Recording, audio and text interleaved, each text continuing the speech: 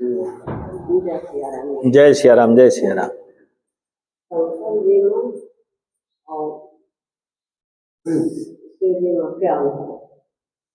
अच्छा, शंकर जी और शिव जी। अच्छा अच्छा अच्छा, चलो ठीक है, बैठिए।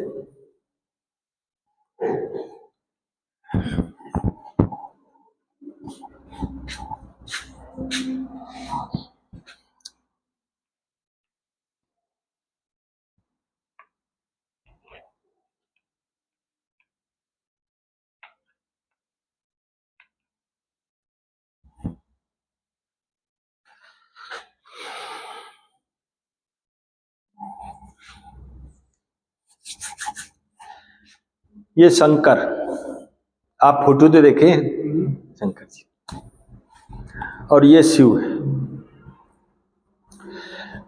ये साकार है। शंकर साकार रूप में देखते हैं, लेकिन शिव निराकार है। अब आ जाओ दूसरी तरफ। शंकर विनाशकारी देव कहा गया है। इनके पास या इनका जो भी तीसरा नेत्र है, जब खुल जाता है तो विनाश हो जाता है। इधर अध्यात्म ये कहता है कि जब तीसरा नेत्र खुल जाता है तो सत्य का ज्ञान हो जाता है। ठीक है, हमारी समाज ये कहती है कि तीसरा नेत्र अगर खुल गया तो विनाश हो जाता है, लेकिन अध्यात्म ये कहता है कि अगर तीसरा नेत्र खुल गया तो सत्य का ज्ञान या सत्य का प्रकाश फैल जाता है। समझ में आई? अच्छा, तो ये शंकर जी भोले बाबा है। बाबा का मतलब संत। किसके? इसके। इसका ध्यान ये कर रहे हैं, इससे ये पैदा है ब्रह्मा विष्णु महेश। ये जो महेश हैं ये शिव के पुत्र मान लो। अब आ जाओ दूसरी तरफ। ये एक शरीर है, मेरे अंदर एक आत्मा बैठी है जिससे हम जिंदा हैं, लेकिन ये एक आत्मा, ये एक आत्मा ये है, बहुत छोटी सूक्ष्म, जो दिखाई नहीं देती। जिस हिसाब से ईश्वर नहीं दिखाई देता है, समझ रहे हो? हाँ, जिस हिसाब से ईश्वर नहीं दिखाई देता उसी हिसाब से ये आते और जाते। इसको संतों ने हंस कहा है। हंस का मतलब होता है सत्य को ग्रहण और असत्य को बाहर कर देना। मोती का मतलब है चमक, चमक का मतलब होता है प्रकाश, प्रकाश का मतलब होता है ज्ञान। समझ गए? तो ज्ञान को अपने अंदर धारण, अज्ञान को बाहर निकालना। ये बात तो समझ गए? अच्छा, तो ये जो है हमारी जो आत्मा है ये है, लेकिन ये जो आत्मा है वो ये है जिससे हम जिंदा हैं। लेकिन बात ये इस जगह पर क्या, इसमें तीन गुण हैं। वो तीन गुण कौन है? अब आप देखिए, वो हैं रजो तमो और सतोगुण। ये ब्रह्मा का है रजोगुण, ये विष्णु जी का है सतोगुण, ये है तमोगुण। यानी मेरे अंदर ये आता है कि ये मेरा कपड़ा गंदा हो गया है, लाओ इसको साफ करें। तो ये क्या काम है? ब्रह्मा का। साफ कर लिया, लेकिन फिर मेरे अंदर एक बात आती है कि इसको सुरक्षित रखें, इस कपड़ा को सुरक्षित रखें, है ना? साफ तो हो गया, लेकिन अब सुरक्षित रखना विष्णु जी का काम। अब ये खराब हो गया, पहनते पहनते फट गया है, तो इसको फेंक दिया, यानी हटाओ इसको। शंकर का काम है।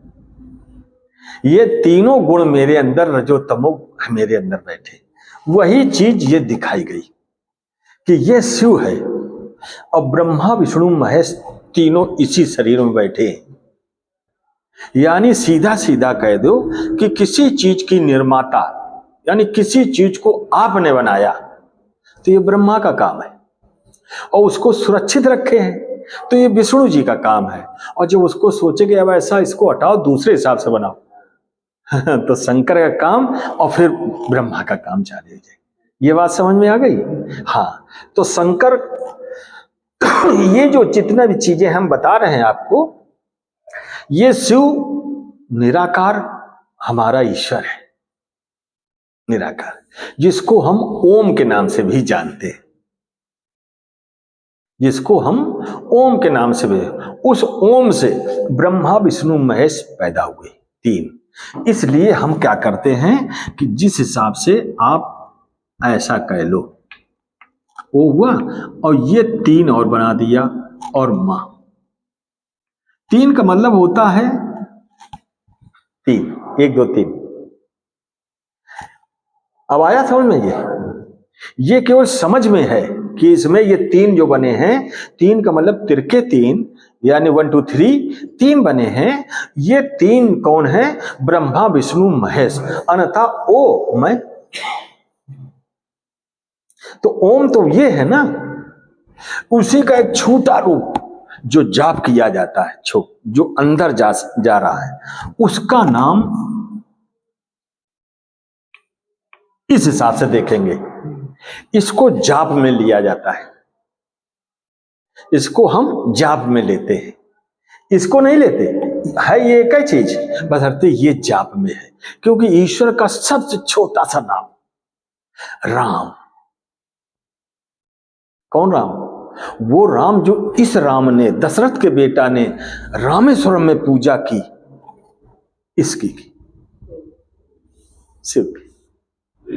निराकार सच्चिदानंद जो चारों तरफ व्याप्त है, फल में देख रहे हैं, मिट्टी में देख रहे हैं, पौधों में देख रहे हैं, हाथी या जो भी जीव जंतु पशु पक्षी पानी में, जब जैसे आपको पानी कब अच्छा लगता है? हमको आप ये बताएं। जब प्यास लगती है तब पानी तुमको बहुत अच्छा लगता है, और जब भूख लगती है तो भोजन अच्छा लगता है। ये बात सही है? अच्छा, तो उसी हिसाब से अब जब पानी मिला तो जो आपको अच्छा एहसास हो रहा है, ये कौन है? ईश्वर है। तो जो भी चीज मिल रही है प्रभु ने हमको दे रखा, वो हमारा पिता है।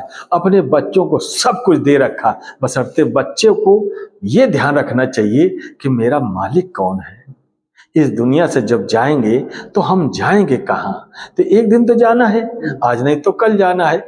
इसलिए उस परमेश्वर को निरंतर अपने हृदय में समाहित रख करके चिंतन करना चाहिए। बोलो सच्चिदानंद महाराज की जय हो।